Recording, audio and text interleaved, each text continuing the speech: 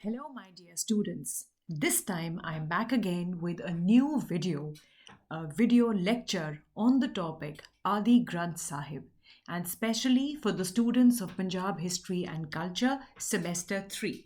So, what are we going to learn here? One, what was the need to compile Adi Granth Sahib? How was the material for the Adi Granth Sahib collected? How was it arranged? And what is the importance of Adi Granth Sahib? So let's begin with the topic. Right. So, what are we going to do? Let me just talk in detail about that if I may have my pointer. Yes. So we will be talking about the need to compile, why it was compiled, collection of the material, compilation of the Granth, contributors, arrangement of the material, language, nature of the contents, and the importance. So my video lecture will be talking on all these aspects in greater detail for you to understand and secure very good marks in your exam. So let's begin. Right. So, number one thing is the need to compile. Now, I know that we all know about Adi Granth Sahib, we know about the Guru Granth Sahib. What do you think could be the reasons why Guru Arjan Dev Ji needed to compile it? So, number one reason, if I may say, is that Guruji saw the crowd of impostors had sprung up. Be that imposters, be in terms of the people who were not appointed as the gurus, or they had some kind of problem when gurus were made. So such people, they sprang up and they began to compose the hymns in the name of Guru Nanak. So Guru Arjan Dev Ji realized to preserve the original hymn, there was a need to compile the hymns. So, one important reason why Guru Granth Sahib was compiled, the first reason was to preserve the original hymns. Number two, now the Guru also felt the need of laying down the exact hymns to be sung and the correct rituals to be performed by the Sikh. Third, while I was just researching and I came across, I told you one of my favorite books has been The History of the Sikh by Dr. Hariram Gupta. So I came across this important thing that it is said that the few disciples of Guru had requested that the hymns of Guru Nanak should be collected in a book form so as to enable a common man to distinguish them from the other. And fourth, and the most important, that Guru wished to raise the status of the Sikh faith from that of a sect to a religion. So if I tell you what were the four reasons why Guru Granth Sahib was compiled: one, to preserve the original hymns; number two, to lay down the exact hymns to be sung and the correct rituals to be performed by the Sikh; number three, the disciples themselves requested Guru that the hymns should be collected in a book form so that a common man could be able to distinguish them from the others. Most important, he wanted to raise the status of the Sikh faith from a sect to a religion. Right. So, the number two aspect, which will be the collection of the material. Now, before undertaking the compilation of the Adi Granth Sahib, Guru thought to collect the relevant material. Now, one, some spade work had already done by the second Guru, Guru Angad Dev Ji, and Baba Mohan, son of Guru Amar Das Ji. Now, the other compositions which he required, they were lying with Baba Mohan at Goindwal Sahib. Now, Guru Arjan Dev Ji personally requested him to give the possession of the collection of those hymns. Now, number three, in his effort to compile a standard scripture, Guru sent one of his disciples named Pyara to Ceylon to bring Prasangli, which was composed by Guru Nanak Dev Ji. So this way the material was collected. Some of it was lying with Guru Angad Dev Ji, some was with Baba Mohan, son of Guru Amar Das. So all that material was collected by Guru Arjan Dev Ji to be compiled for the Adi Granth Sahib. Now, then comes the compilation. How was it compiled? Right, so let's talk about this. Now, Adi Granth Sahib was popularly known as the Pothi Sahib, and that was written by Pai Gurdas under the direction and supervision of Guru Arjan Dev Ji. Now, who was Pai Gurdas? Pai Gurdas was an ardent preacher and the interpreter of the Sikhism. He managed the affairs of the Guru Arjan Dev Ji. Now, a lot of historians have written about this. Now, Macluff, another European historian, he writes that the work of the compilation of the holy book started at a solitary place at Amritsar, where the people trees yielded lot of shade, and the site now is called as the Ramsar. Now, गुरु जो है बच्चे, उन्होंने बहुत सारे Saint, फकीर, birds, मिनिस्ट्रल्स को invite किया to compile this Guru Granth Sahib. Finally, the work was completed in 1604. Guru wrote Mundavani as an epilogue and affixed his seal thereto. Now, on the request of Baba Buddha Ji and Pai Gurdas, Guru Arjan Dev Ji installed the Granth Sahib in Harmandir Sahib, and Baba Buddha Ji was appointed as the first Granthi or the head priest. So very quickly, Adi Granth, also known as Pothi Sahib, was written by Pai Gurdas under the direction of Guru Arjan Dev Ji. The work of the compilation of the holy book started at a solitary place at Amritsar. Guru also invited many saints, fakirs, and the work was finally completed in 1604. Guru wrote his epilogue, Mundavani, and affixed his seal thereto.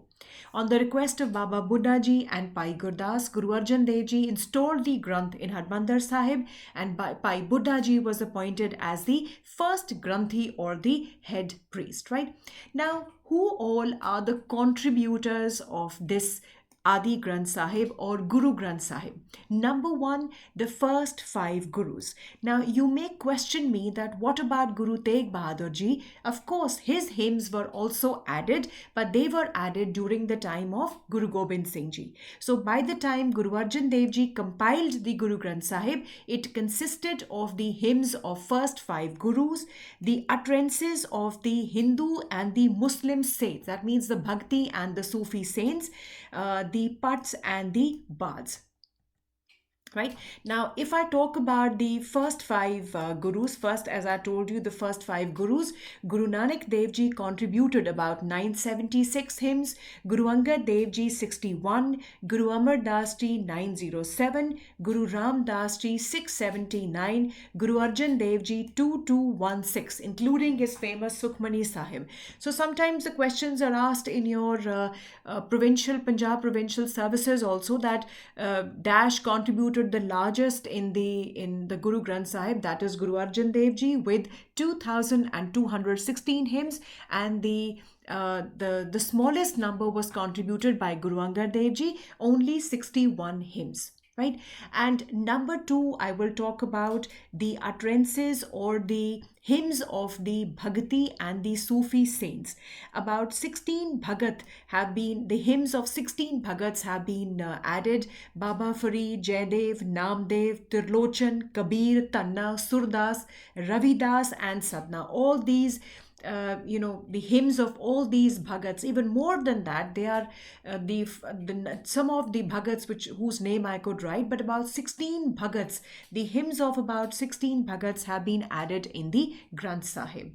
Now, even the contributions have also been done by these Pat and Bards, right? Even the hymns of Mardana and even of the Satta and Balwant have also been added. And I think if I'll just kind of brush your memory again, Satta and Balwant were the 2 Ragis during the time of Guru Angad Dev Ji. If you want to know more about this, do watch my video on Guru Angad Dev Ji. Right. Now, the next important thing was, now the material has been taken, the material is ready to be compiled, but how was the material to be arranged? Now, except for the first few pages which contain Guru Nanak's composition, the rest of the Granth is arranged according to 31 ragas or the musical measure.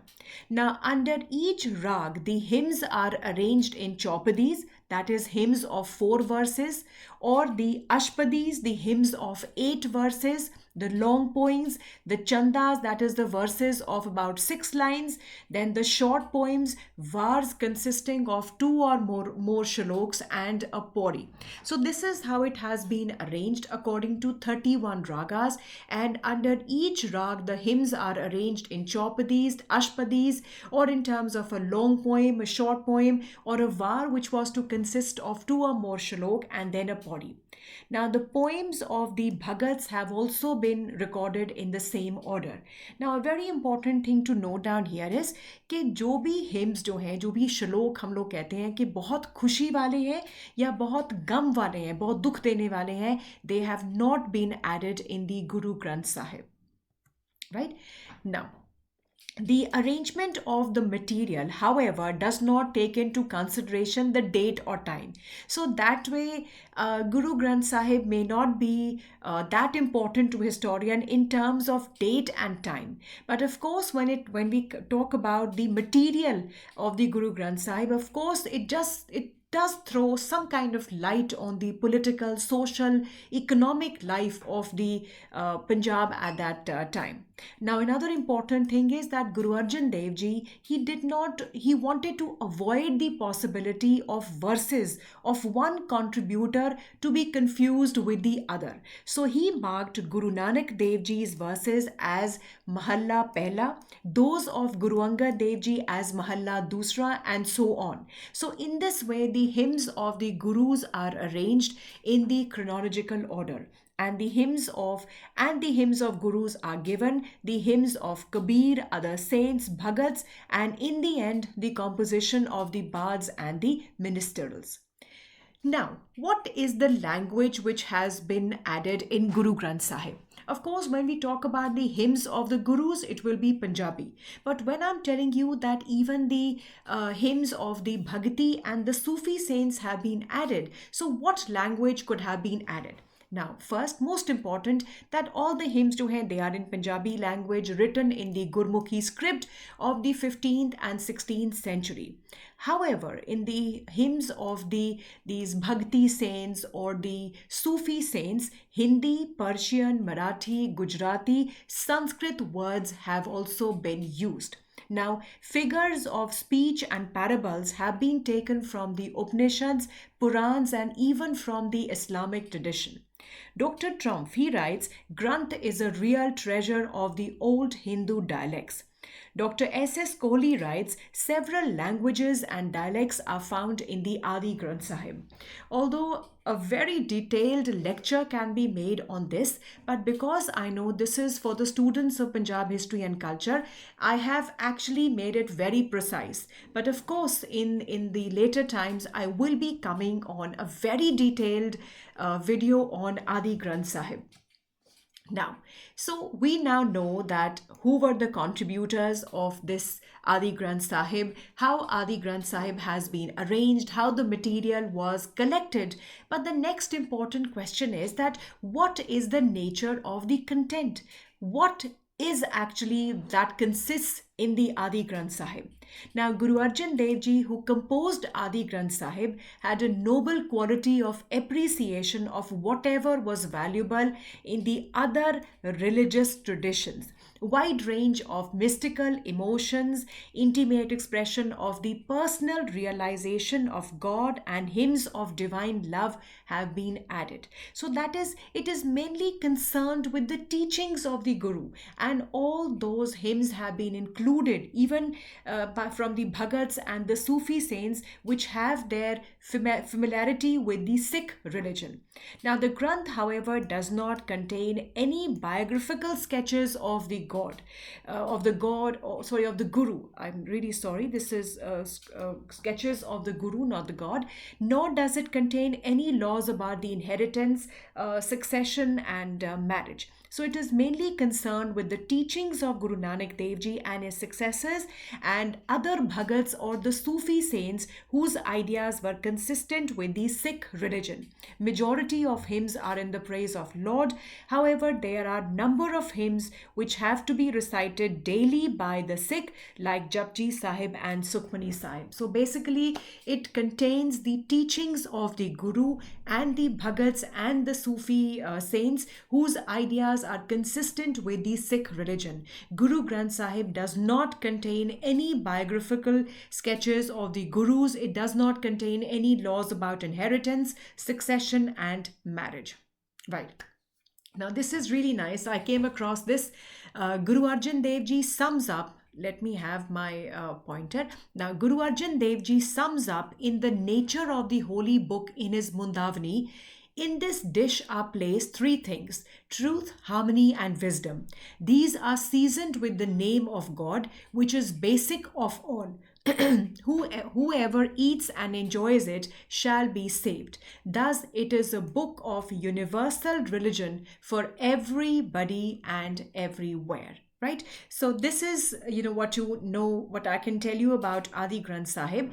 Now, we will talk about its importance. Right? Number one, it is the first sacred book of the Sikh.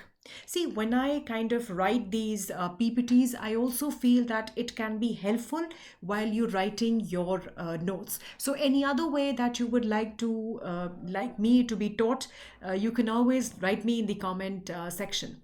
Now, first, the compilation of the Granth Sahib was an important landmark in the history of Sikh. It is the most sacred book of the new faith.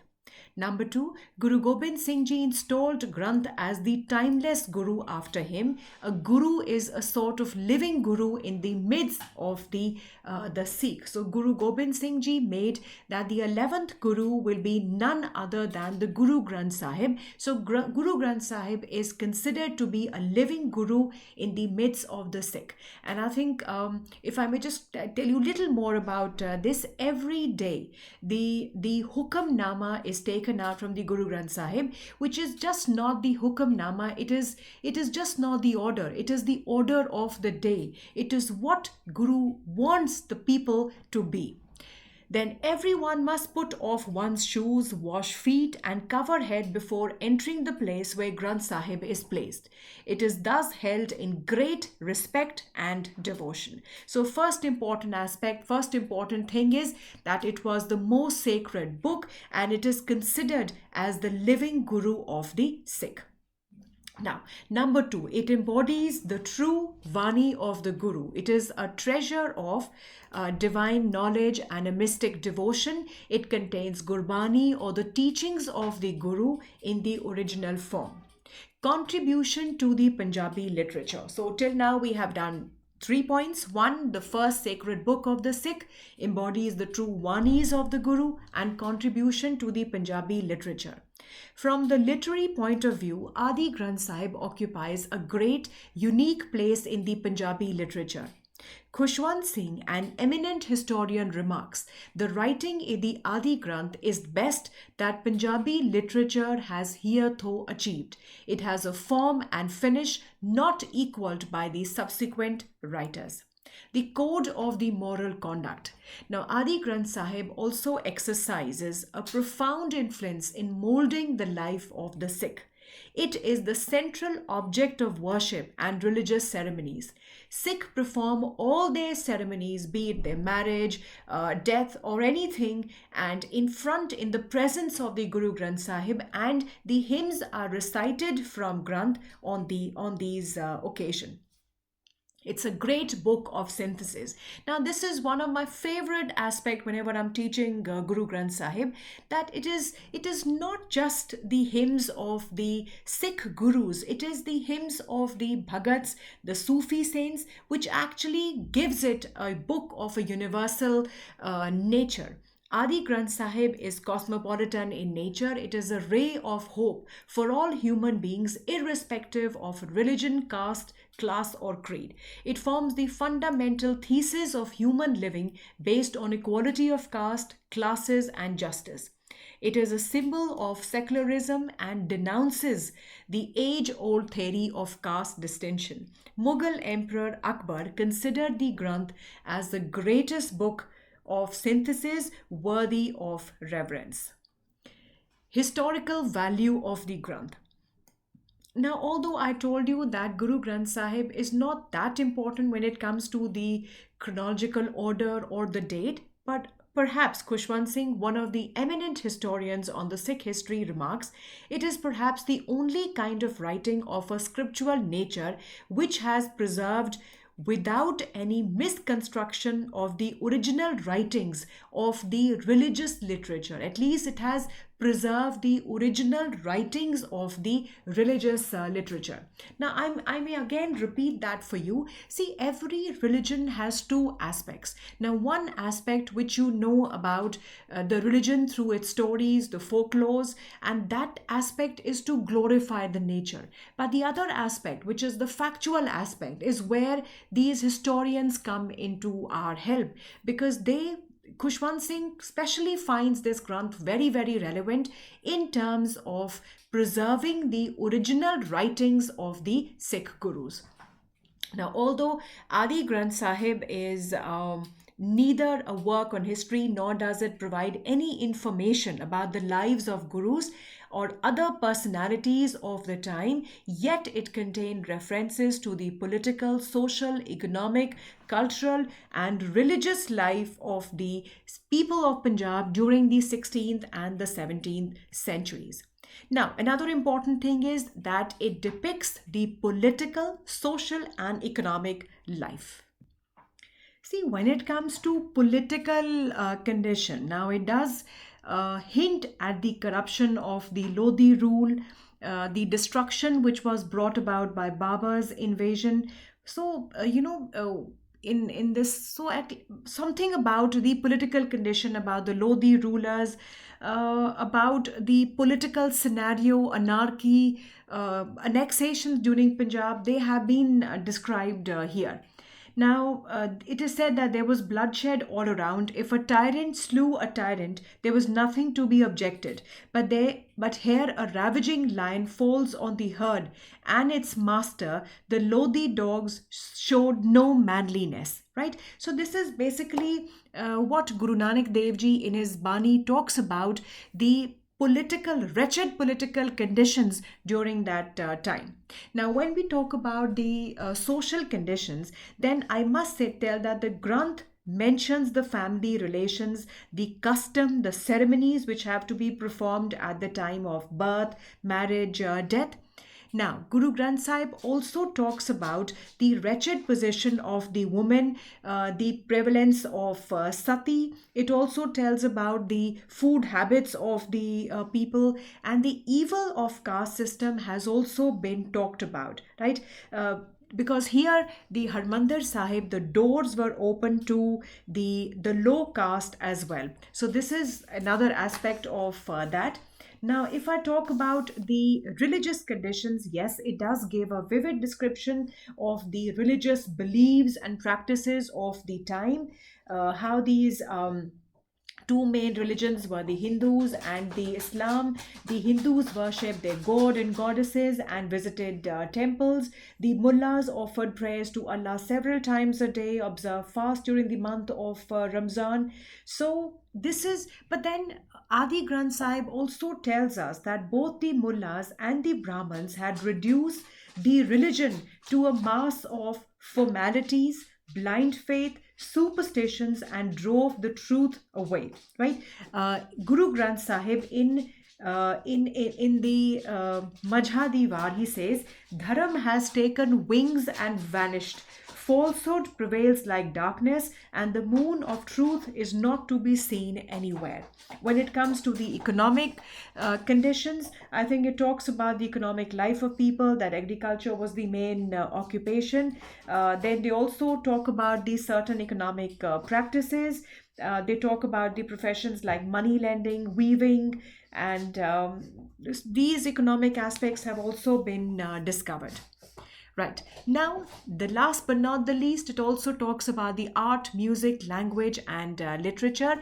Now, the Granth shows that the art of music was much developed, because we know that the composition of the Sikh Gurus is arranged in 31 ragas. The appendix in the Granth, called as the Rag Mala, contains the list or the index of the rags or the musical measures. Now, Granth is a treasure house of Indian languages. It provides us the knowledge of Punjabi.